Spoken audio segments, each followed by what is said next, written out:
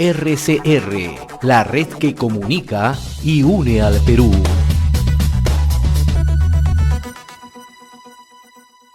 Es grato saludar a Miguel Santillán, reconocido analista en temas políticos, amigo de esta casa, y un doble agradecimiento por compartir esta comunicación con RCR, Red de Comunicación Regional. Miguel, qué gusto saludarte, buen día, muy amable. Pepe, es un placer reencontrarnos después de tantos años. Como tú sabes, tuve una experiencia en Estados Unidos tratando de armar una startup en San Francisco y bueno, ahora estoy de regreso por el Perú retomando los temas de economía y política que, como bien se dice en el Perú, uno nunca se aburre.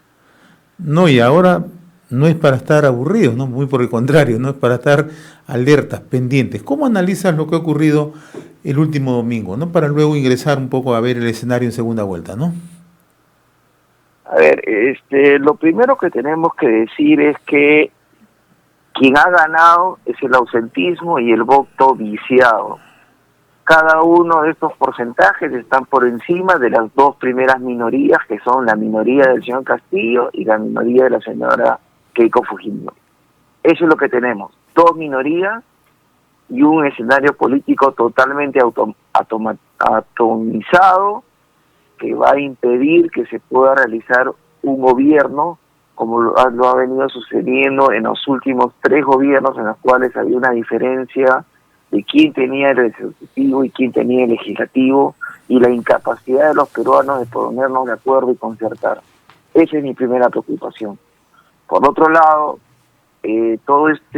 todo lo que he escuchado de que el señor Castillo representa el Perú profundo, etcétera, etcétera, sí, puede ser el señor mayoría en los departamentos de la Sierra Sur del Perú, pero 18% no significa que él represente al Perú ni al Perú profundo.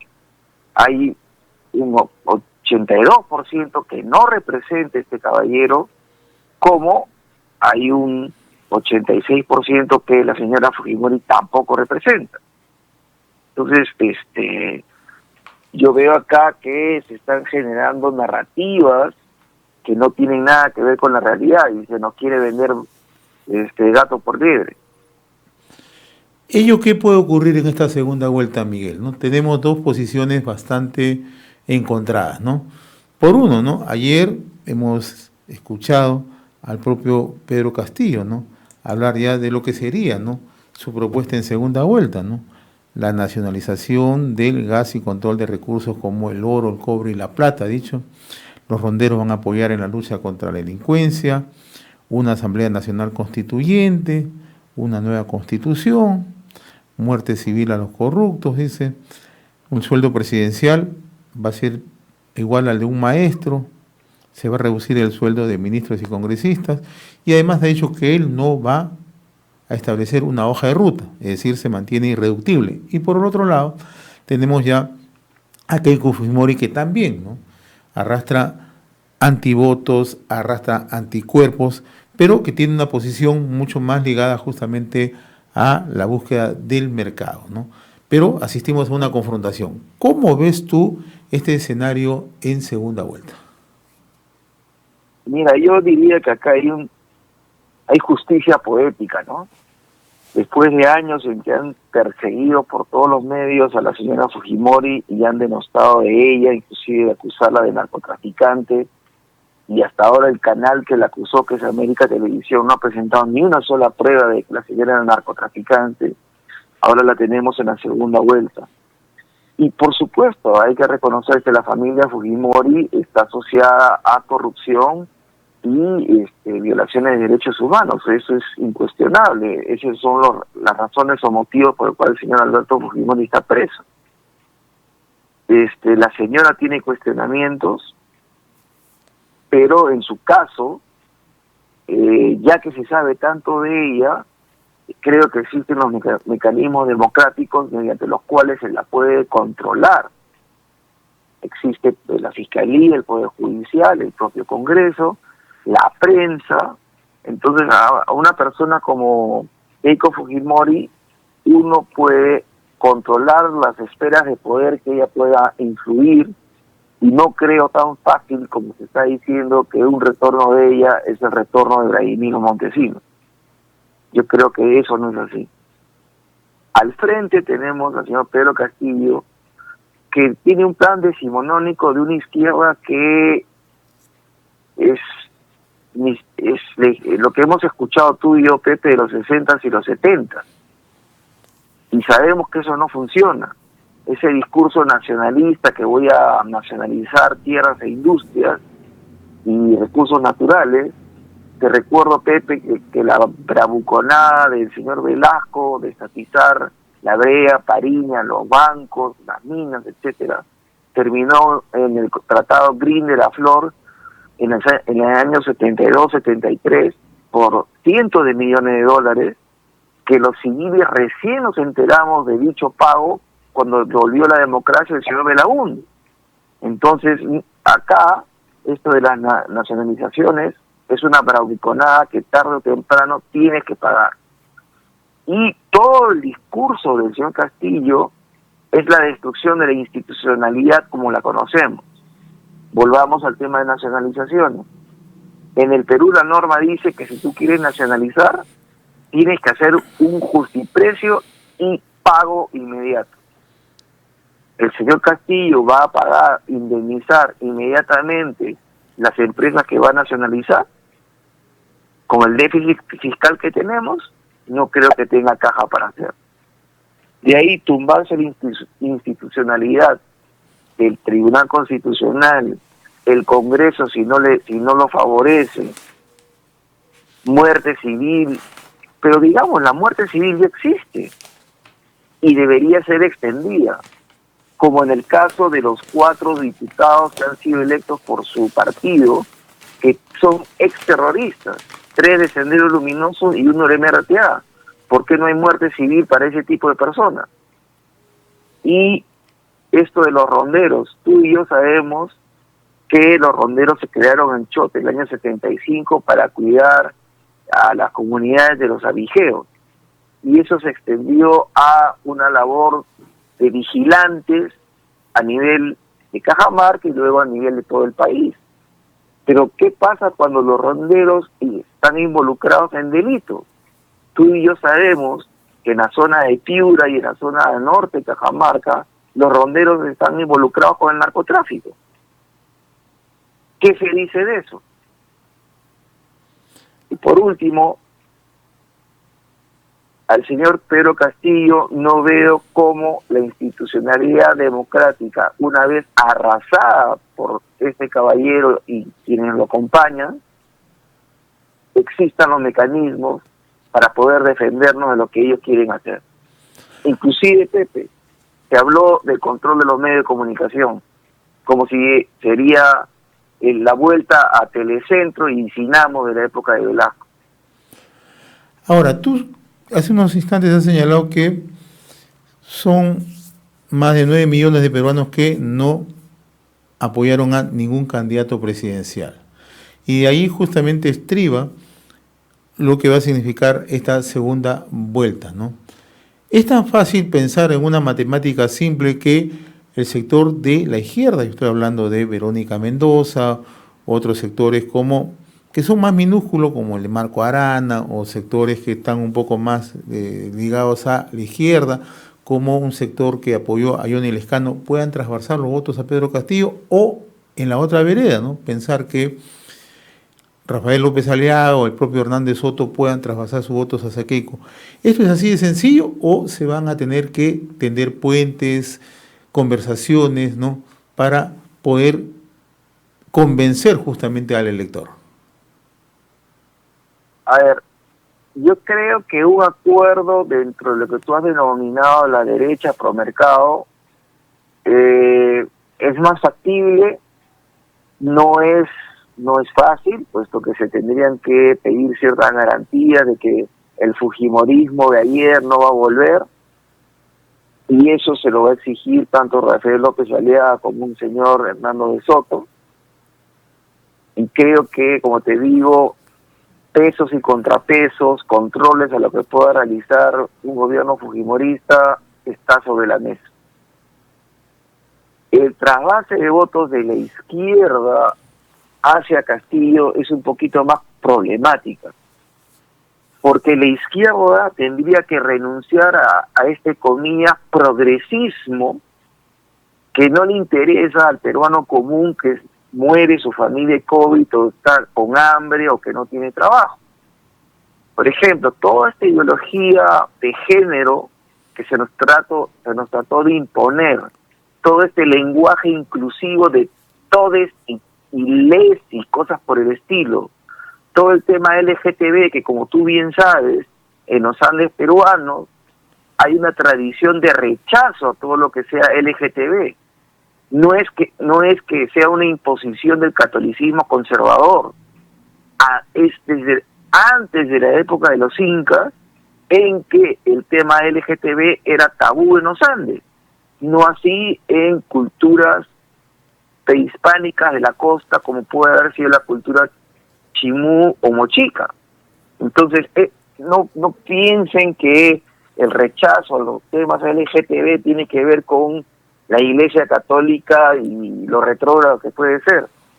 Esa izquierda tiene que renunciar a ese tipo de discursos, inclusive tiene que renunciar al discurso anti-extractivista, del post-extractivismo, que fue lo último que nos trajeron a la mesa como teoría de que no deberíamos explotar nuestros recursos naturales y saltar, yo no sé con qué ni con qué financiamiento, hacia una nueva plataforma industrial en el Perú. Pues todos esos discursos de última moda que nos trajeron los progresistas y el equipo de Verónica, que tendrían que poner de lado y juntarse con alguien que ellos califican de homófobo, racista, etcétera, etcétera, etcétera. Y te recuerdo que la izquierda de Verónica siempre ha visto por el hombro y ha denostado de la izquierda que representa a Castillo. Si te acuerdas tus años universitarios, Pepe, ¿no te acuerdas que los llamaban los perros? En efecto, ¿no? Así se denominaban a una agrupación política, ¿no? Así, ¿no? Los llamaban los perros por una visión totalmente racista y clasista. Así es, en efecto, ¿no? Ahora, Miguel, Castillo ha dicho, yo no voy a renunciar a mi plan original, lo he dicho ayer en Chota, ¿no? Me parece muy bien. Ya, pero ¿qué efectos tiene esto en nuestra economía en lo inmediato? Porque su discurso lo ha enmarcado ayer también de otra manera, ¿no? Ayer, y esto ya lo informa la prensa internacional, lo que él ha dicho es que estas elecciones van a ser una batalla entre ricos y pobres, entre patrones y peones, y entre amos y esclavos, ¿no? O sea, este es un discurso que en realidad para muchos puede ser un parteaguas, pero aquí ya vemos una posición mucho más clasista, pero además más polarizante de la que estamos viviendo, ¿no? A ver, Pepe, veamos el contexto en que estamos para entender la posición que tiene Castillo. A nivel internacional, estamos a punto de tener una burbuja financiera creada hace muchos años que va a reventar y que va a generar una recesión a nivel internacional. Ese escenario internacional veo que ninguno de los candidatos lo tiene claro. A nivel interno, o sea, esa recesión internacional por el pinchazo a la burbuja financiera tiene consecuencias en toda la macroeconomía mundial. Y te recuerdo que el Perú representa el 0.2% del PBI del mundo. O sea que de todas maneras eso nos va a agarrar. En el frente interno tenemos una pandemia que ni Vizcarra ni el señor del pañuelo han podido administrar. No hay oxígeno, no hay vacunas, no hay camas UCI, no hay respiradores. Eso me dice que la pandemia va a seguir en el Perú. Va a haber una segunda, tercera, cuarta, quinta ola. Eso va a generar más muertes, especialmente en los sectores populares, y más hambre, porque los continuos cierres para cierres y cuarentenas para supuestamente paliar la pandemia, va a generar más crisis económica. Entonces, hambre y desempleo es lo que tienes en el horizonte cercano. Entonces, lo que está haciendo Castillo y su grupo es, antes que las personas piensen en el plan de gobierno y las consecuencias de mediano y largo plazo que tienen para la familia, la propiedad privada y las oportunidades, ellos lo que están yendo es un discurso emotivo, un discurso emotivo, no racional, en el cual la gente encuentre un desfogue para el sentimiento de hambre y el sentimiento de desempleo, sentimiento de que el Estado no los puede atender, que se sienten desamparados y que ellos mismos tienen que, como sea, conseguir un balón de oxígeno a sobreprecio, como sea, y coimeando a conseguir una cama en un hospital. La campaña del señor Castillo va a ir por lo emotivo. He ahí que visión rico-pobre, amo y esclavo. Por ahí van a ir los disparos del señor Castillo y su grupo. ¿Y cuál crees tú que sea el horizonte de la campaña de Fuerza Popular, de Keiko Fujimori? ¿Cuál crees que va a ser la orientación para convencer al elector, ¿no? Y sobre todo para generar probables acuerdos o alianza política? Mira, Keiko tiene que ser lo que nunca llevó a cuajar. O sea, Keiko debe representar el capitalismo popular. Y eso supuestamente hizo que Keiko llame a un personaje como Nano Guerra García, que es un promotor, un orador de temas de emprendimiento. Y eso ha sido el trabajo de Nano en los últimos 20 años. Y tiene buenas conexiones con diversos gremios de productores a nivel nacional. Si algo nos va a sacar de este problema, no solamente es el control de la pandemia, que esa es una parte muy importante de cómo solucionar esto, pero la segunda parte es la inversión. El programa de gobierno de Verónica, que era gasto, subsidio, eso no puede ser ad infinitum. Está bien, tenemos que darle paquetes alimentarios a la población más pobre, reactivar los comedores populares, porque sí, va a haber más hambre. Pero la otra parte para solucionar el problema son las inversiones. La gran inversión que puede ser, como te ha conversado en la anterior entrevista Roque Benavides, en la cual tenemos 46 proyectos mineros por un monto de 56 mil millones de dólares, 7 proyectos mineros que podríamos sacar en este quinquenio por más de 12 mil millones de dólares. A eso súmale una inversión en agroindustria que está esperando el reglamento de la ley, que por un exabrupto de enero y con más muertos que Inti y Brian, muertos que no se investigan y que las ONG de derechos humanos tampoco se preocupan, solamente les interesa Inti y Brian, pero no los que han muerto en las carreteras por el paro agrario, que fueron mucho más. Pero volviendo al tema, toda la inversión en agroindustria está paralizada hasta que no salga el nuevo reglamento de dicha ley. Entonces tenías minería con cobre a 4% y ante una crisis internacional, una onza de oro que va a crecer a 3.000, 4.000 dólares la onza, la plata que va a pasar de 25 dólares a 50, 60 dólares la onza, todo por el tema internacional, el fenómeno financiero internacional que te he mencionado en la primera parte. Pero volviendo a las inversiones, tienes inversiones mineras y inversiones en agroindustria que son descentralizadas. Las minas no están en Lima, la agroindustria no está en Lima. Y por último, este capitalismo popular que te menciono, que es la que genera más empleo. Entonces yo creo que Keiko, va a tener el respaldo de la gran inversión, porque ven en ella que se garantice el modelo y la inversión económica y la libertad de inversión, la libertad de mercado, pero también Keiko tiene que vender el capitalismo popular que ella debió siempre representar. Ahora, hoy el diario Gestión en su primera página, te la muestro, dice que Castillo ganó en las 10 provincias donde están las minas más grandes del Perú, ¿no? Entonces, eso significa un trabajo de convencimiento, significa un trabajo fino, ¿no? Para hacerle entender a la población, sobre todo de estos ámbitos de influencia, que sí son necesarias las inversiones y sobre todo el nivel de transparencia que éstas van a tener hacia adelante, ¿no? A ver, hay algo que no se discute y es el elefante en la sala que nadie quiere hablar. Tenemos un proceso de descentralización desde el 2003. Vale decir que hay gobiernos regionales, municipalidades provinciales y municipios. Te voy a dar algunos datos que tengo acá en mi computadora.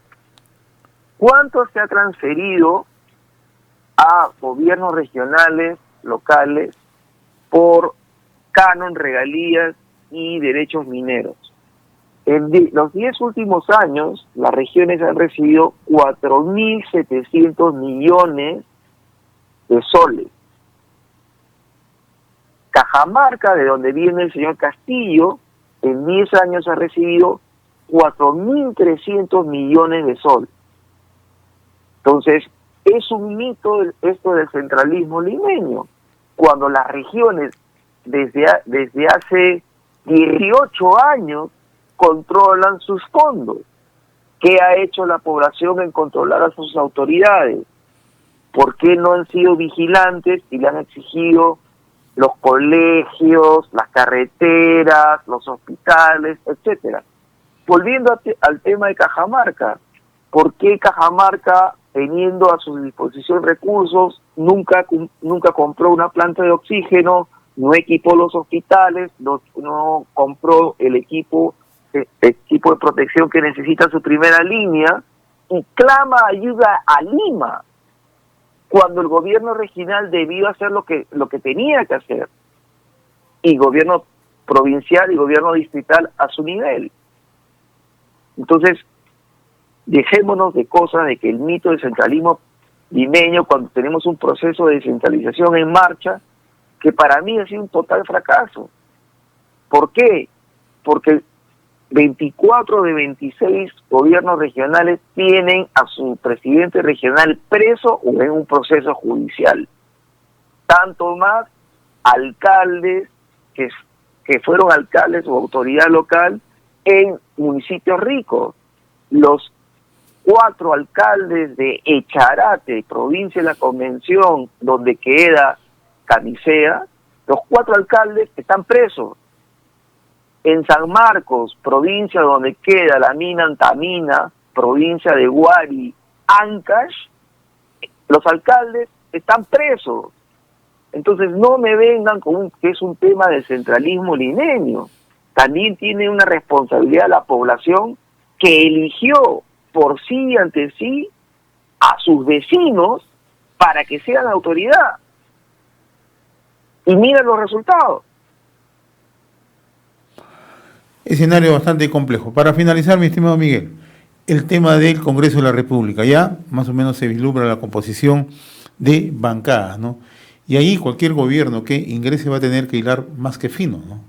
Va a tener que establecer, ¿no?, mecanismos para justamente evitar estas crisis que estamos asumiendo en los últimos años, ¿no? O sea, ¿ves alguna salida en este tema de la fragmentación del Congreso? Pepe, tú y yo sabemos que las bancadas que han salido en menos de un mes se van a partir y van a generar nuevas bancadas, porque las personas que han sido electas no son gente de partido, son invitados, y los invitados velan por sus intereses, no por los intereses del partido. Ese tema creo que tenemos que ponerlo sobre la mesa. O sea, la gente que ha sido electa no son gente de partido, son invitados. Y como tú bien sabes, muchos de los invitados pagan un cupo para ocupar un puesto en la lista y tienen que recuperar su inversión. Y esa inversión la recuperan jugando por la libre y juntándose con el grupo que les permita asegurarse ese retorno a su inversión. Por lo tanto, primer tema, vas a ver que las bancadas que has visto electas, en menos de un mes se van a multiplicar. Por otro lado, si tú juntas las bancadas progresistas versus las bancadas pro mercado, están casi empatados. Pero el Congreso que tuvimos en el periodo de PPK, Vizcarra, Sagasti, ya aprobó sangre, vale decir, ya aprobó que pueden gatillar a lo que se llama la vacancia. Entonces, puede haber una conformación de intereses en cierto momento que le haga la vida imposible o que inclusive vaquen al presidente. Yo en vista de los resultados y en vista de que el señor Castillo no cambia su agenda, y no creo que la va a cambiar, porque eso de correrse al centro, se le va a ver el fustán, y sus electores no van a querer hojas de ruta o que venga el señor Vargas Llosa para jurar a él y ante él que yo voy a ser buena gente. Acá el señor Vargas Llosa no se va a aparecer, y menos su hijo Alvarito. Entonces, el programa radical de Castillo, si lo elegimos, lo que va a hacer es mandar a 2 gabinetes al Congreso para buscar la, comillas, investidura, con un programa ultra radical. Resultado, no aprueban a los 2 gabinetes, él utiliza el mecanismo democrático y cierra el Congreso y convoca a nuevas elecciones. Y quienes duden que pueden cerrar el Congreso fue toda la prensa y los grupos que apoyaron al señor Vizcarra para tumbarse el Congreso anterior. Entonces el señor Castillo puede utilizar todas las armas, inclusive la sentencia del Tribunal Constitucional, para tumbarse el Congreso electo que tengamos. Complejo el panorama. Entonces, como te dije, acá hay un poco de justicia poética, en el sentido de que todo lo que ha hecho la prensa y los grupos de interés, que a mí no me gusta llamarlos, pero así se le denomina caviares, ese grupo ha generado las herramientas para la inestabilidad en el Perú. Muy bien, mi estimado Miguel. Yo te agradezco y te comprometo a seguir comentando más a menudo estos temas, ¿no? Y además vamos a ingresar justamente a todo el fragor de la segunda vuelta, y siempre es interesante conocer tu análisis, sobre todo porque tú conoces muy bien el Perú, has viajado bastante por razones de carácter profesional y sobre todo siempre has tenido una cercanía, ¿no?, con esas zonas que tanto se habla del Perú profundo. Te agradezco, Miguel, un fuerte abrazo. Gracias, Pepe, y de verdad creo que soy de los pocos peruanos que conocen las 26 regiones del Perú, y muchas de ellas me las he hecho manejando, y por otro lado ya me encuentro viviendo en el Perú, regreso del extranjero y comprometido con la patria de mis abuelos, de mis padres y de mi hijo. RCR, la red que comunica y une al Perú.